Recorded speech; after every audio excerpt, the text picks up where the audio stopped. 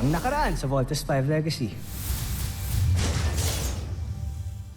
Kayo ba talaga yung totoong papa? Anak ko. Mataas ang bihag. May nagligtas sa kanya. Nadiscovery na nila tayo. Big Bird, sandali! Kunin mo to. Magagamit mo yan. Sakaling magkahiwalay tayo ulit.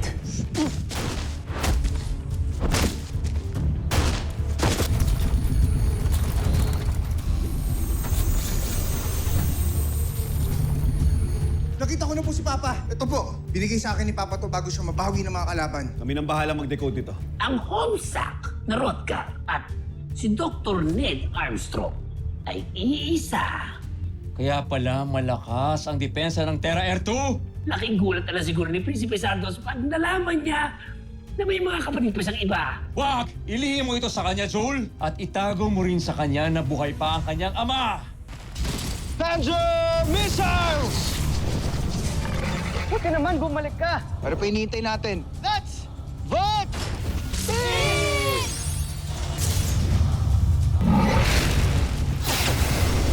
Voltes Bazooka!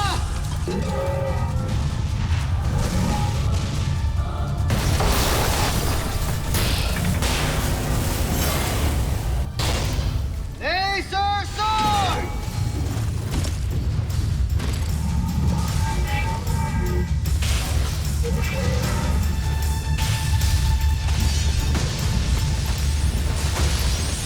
Mabuti pa. Pagtulungan ka na lang sa amin para matapos ang lahat ng ito. Kahit patayin ninyo ako, wala kayong mapapala sa akin. Eh, di mabulok ka dyan. Good news, team. I have deciphered the code that your father gave us. At sa log entry number na yan, may frequency number ng pulse wave na embedded sa katawan ni Dr. Armstrong. Ned Armstrong is here in this location. Sigurado ba kayo dyan, Dr. Hook?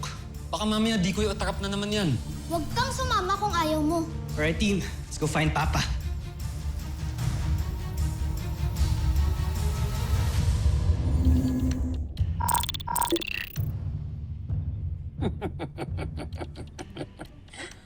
Talagang walang alam sa paggawa ng armas ang ibang General ni Santos.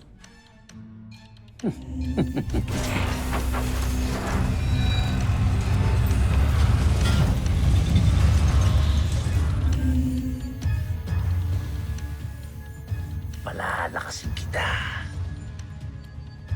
Dahil ikaw na ang tatalo kay Voltes 5.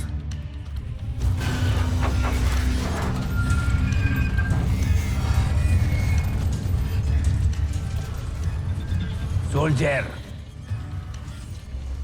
taglay mo ngayon ang pambihirang katangian ng amoeba.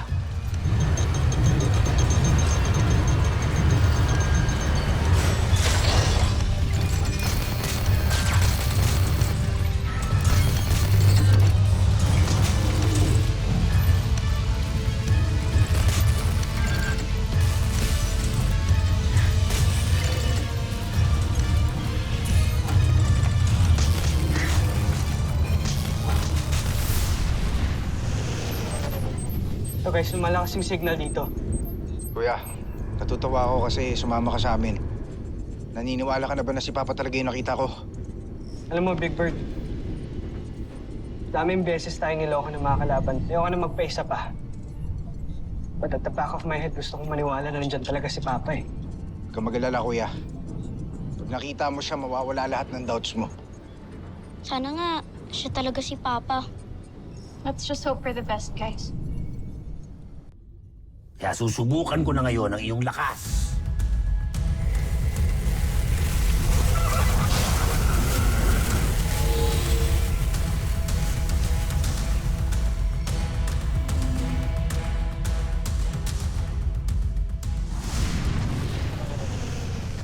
Ito guys, malakas na yung signal dito.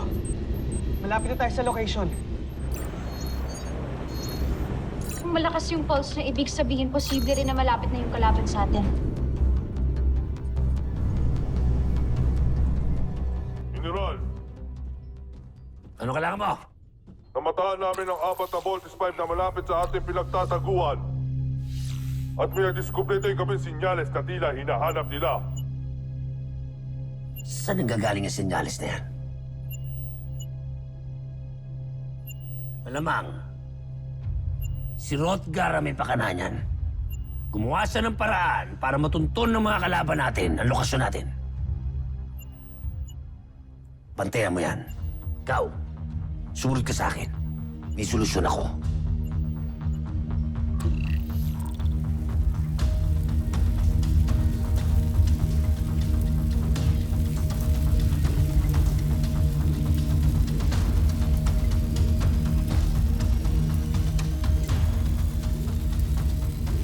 Lakasan niyo pa ang enerhiya ng aparato.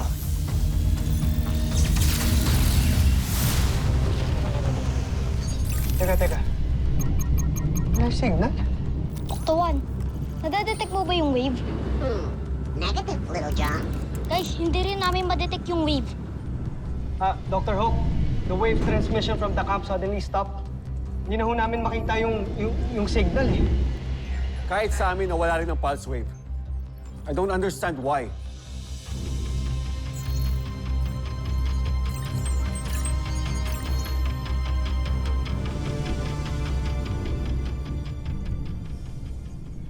Yan. Sigurado ako, hindi nalulusot ang pangsagap ng senyales ng Vortex Spike sa tindi ng enerhiya na bumabalot kay Rotgar. Ewan ko lang, kung matuntun pa nila to,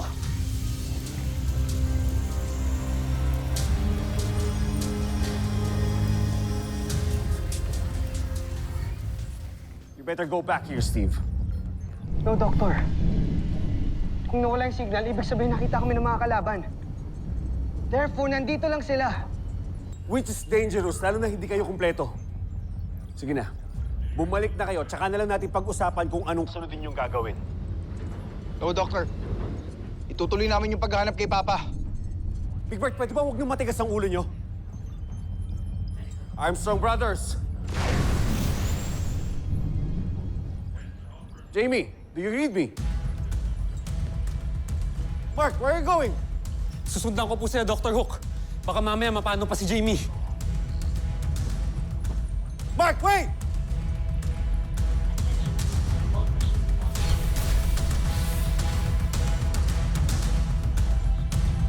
Oh, ano tinitingin niyo?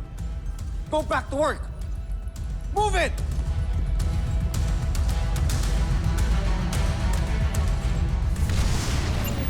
General, hindi pa rin umalis ang kalaban natin. Sa halip, patuloy pa rin nilang pinaghahanap ang lokasyon natin.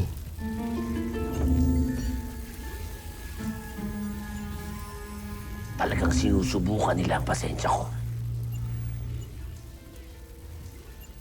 Kaya ilabas nyo na ang aking Beast Fighter.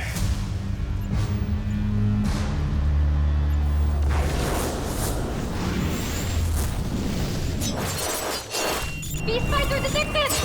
Team evasive maneuvers!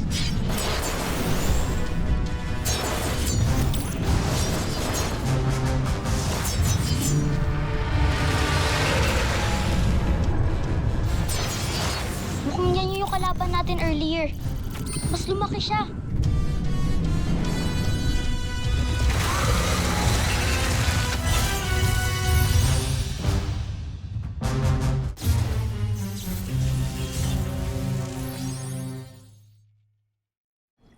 Voltes team, this is CBF Command. Respond.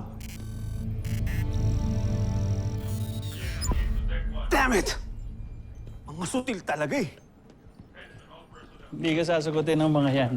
Pagmumurahin mo lang sila. Sir, tigas kasi ng ulo eh.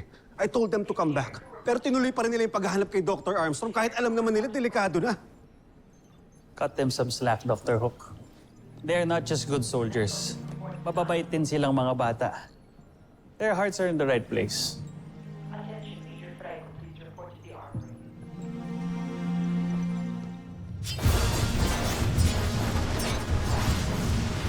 Lakas! Kung pwede lang sana tayo mag-vault in. Area bomb!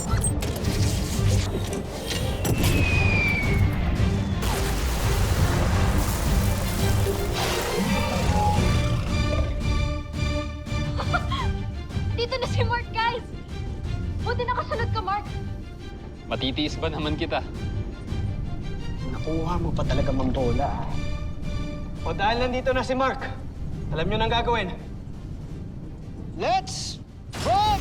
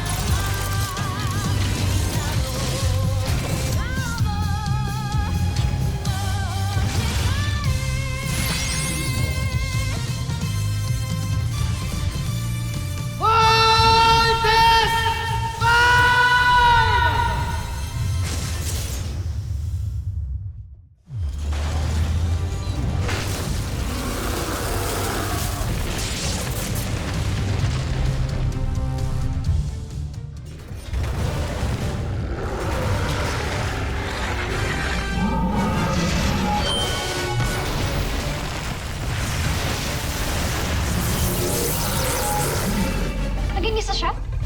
Lo, para siyang naging tikbalang ah. Flying spikes! Incoming!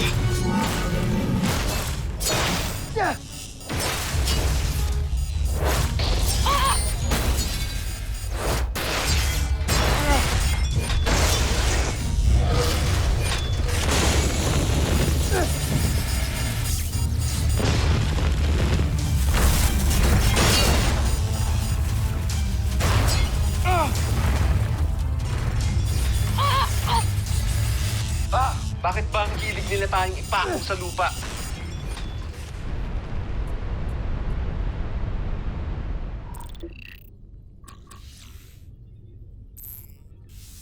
Jomfre, May mahalaga daw kayong iuulat sa akin. kagulat-gulat, Jomfre. Kasalukuyan na sa sagap ng ating radar ngayon si Soldier, ang ating beast fighter. Lumalaban ito ngayon. Ano? Hindi ba't nawasak na ito ni Voltes 5? Paano nangyari nakikipaglaban ito ngayon? Iyon din ang pinagtataka namin, Jomfre. Panoorin niyo.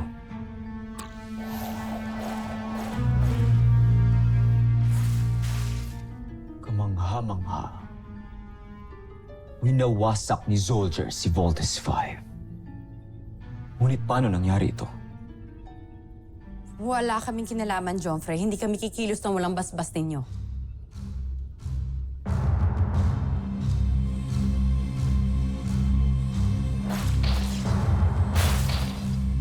Si Zhu. Siya ang maaaring may gawa nito. Dalhin niyo sa akin si Zul kapag nakita niyo siya. Nagdududa na ako sa isang yun. Masusunod, Jomfre.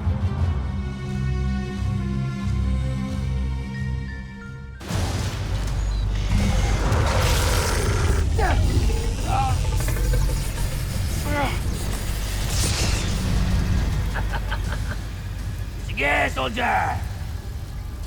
Pagkakataon mo na to para makabawi kay Voltes 5. Sige!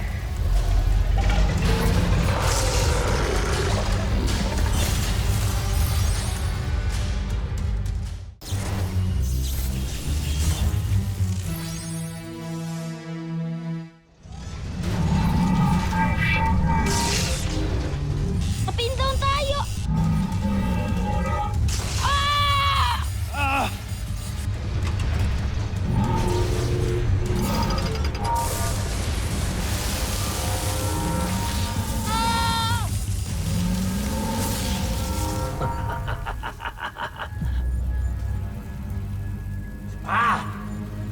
Tuloy mo pa yan!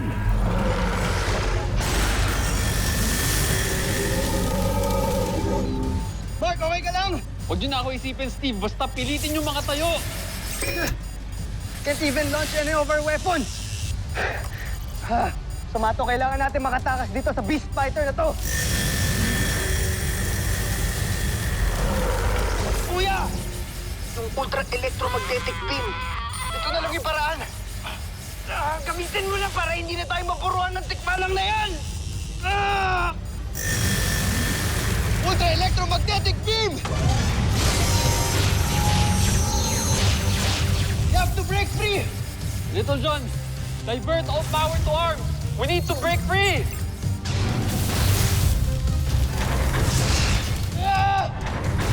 Oh, loko. Masarap ba?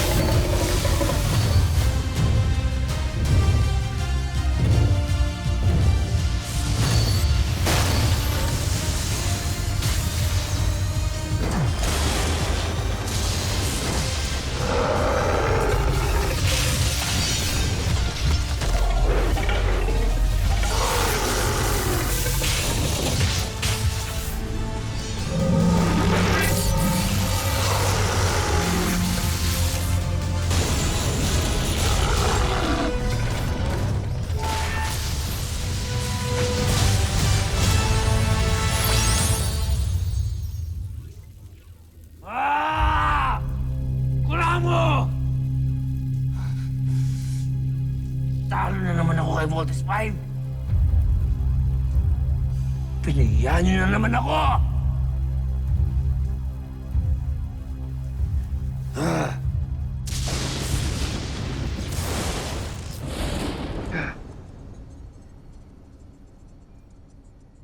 Sa wakas, natalo na din natin yung Beast Fighter. Pero Kuya Steve, paano si Papa? Makikita ba natin siya?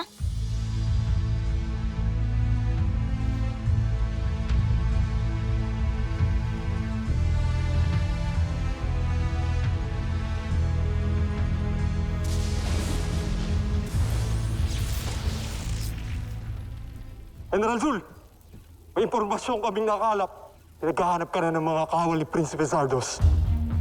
No? Dalhin niyo agad sa akin si Zul kapag nakita niyo siya.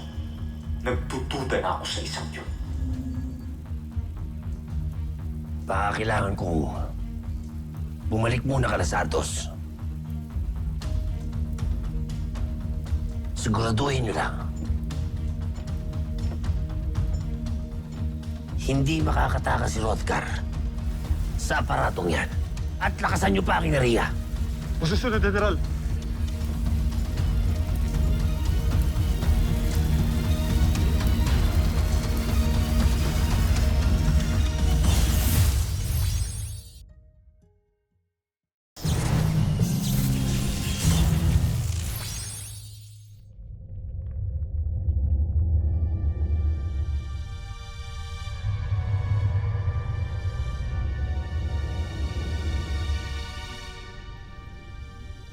Mahal na prinsipe, kakadako lang ni Zul. Ano nangyari? Ano nangyari? Ano nangyari?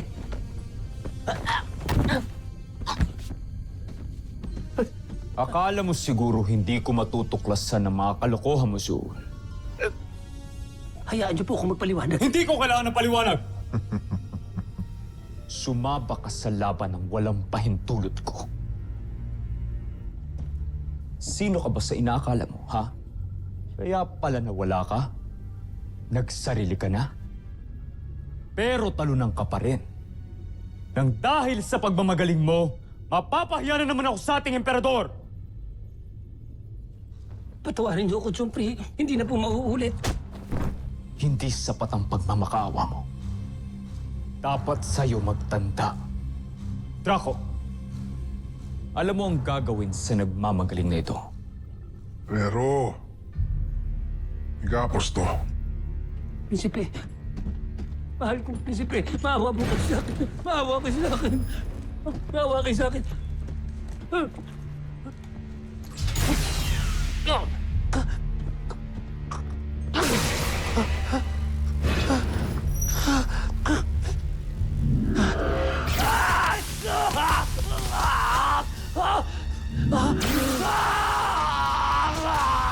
Sige, Draco!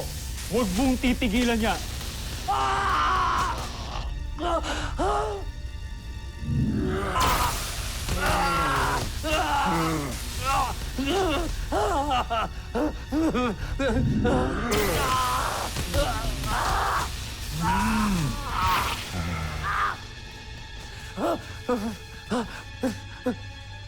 Mahal na Prinsipe. Hayaan niyo po ako magpaliwanag. Nagawa ko lang yun. Dahil gusto ko kayo isalba sa emperador.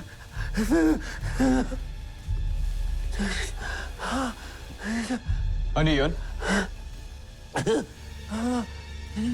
Nakita ko kasi kung paano kayo alipustahin ng mahal na emperador nung huli kayo nag-usap. Siya na mismo nagsabi na papalitan niya kayo kapag pumalpak pa kayo. Ayokong mangyari sa inyo yun. Ayokong napapahiya kayo. Kaya nilagay ko sa aking mga kamay ang desisyon na labanan si Voltes 5. Inaakala ko mananalo ko nang para sa'yo. Nang may taguyod kong pangalan mo, Prinsipe. Dahil ikaw lang ang nakakita ng aking kakayahan. At kahit na ganito ako, tinanggap niyo ako sa inyong kupunan. At kahit na ilang beses ako pumalpak, pinagkatiwalaan niyo pa rin ako. Kaya gano'n na lang ang pagtanaw ko ng utang na loob sa inyo. Pero, nabigo ang aking misyon. Pumalpak din ako. Pero nagawa ko lang yun dahil sa pagmamalasakit ko sa inyo, Jompre.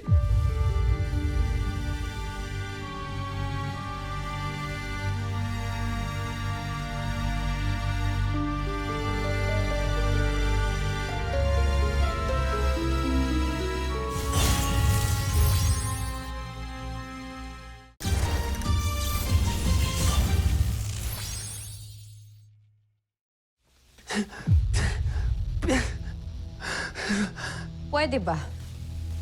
Huwag mo nang bilugin pa ang ulo ng ating prinsipe para lang makaiwas ka sa parusa mo. Kung sa tingin nyo, wala na ako sa isay. Tatanggapin ko na ito na ang katapusan ko.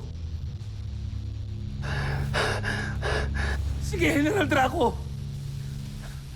Palakulin mo na ang ulo ko. Tapusin mo na ako. Ikagagalak ko, Zul. Wag! Sandali! Sandali! Mahal na Prinsipe! Mahimik ka! Jompre! Sandali, Draco! Ilapit mo siya sa akin.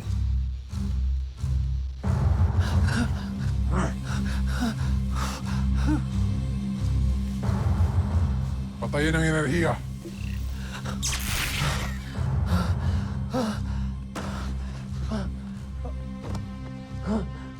Tawarin ko. Prinsipe. Sa susunod na magmagaling ka pa, kamatayan ang magiging kaparusahan mo. Maraming salamat, Jompre. Pastangan.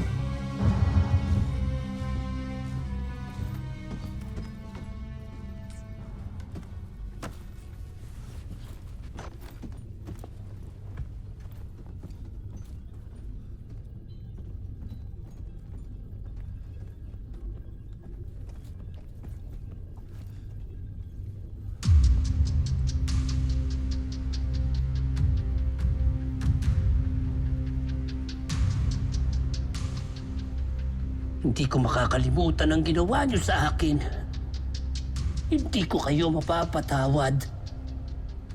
May isa pa akong alas.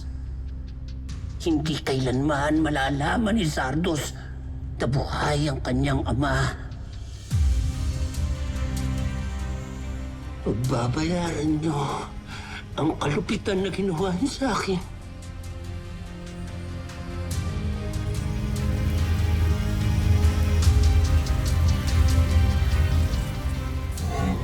Susunod sa Voltes 5 Legacy.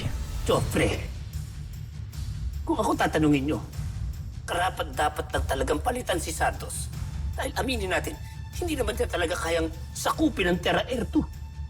Alam ko! Kaya sa mga sandaling ito ay naglalakbay na ang aking emisaryo patungong Terra Air 2 para ituwid ang mga pagkakamali ni Zardos. Red alert! Battle stations! Magaling. Napasok na ni Sul ang kanilang kampo. Sana lang talaga ay maniwala ang Voltes 5 na isa siyang kakampi. Dahil kung hindi niya magawa ang aking pinapagawa, buhay niya ang magiging kapayo.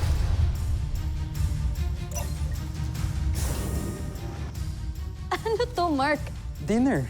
Para sa'yo. How did you get in my room? Are you expecting someone? Come in. Door open.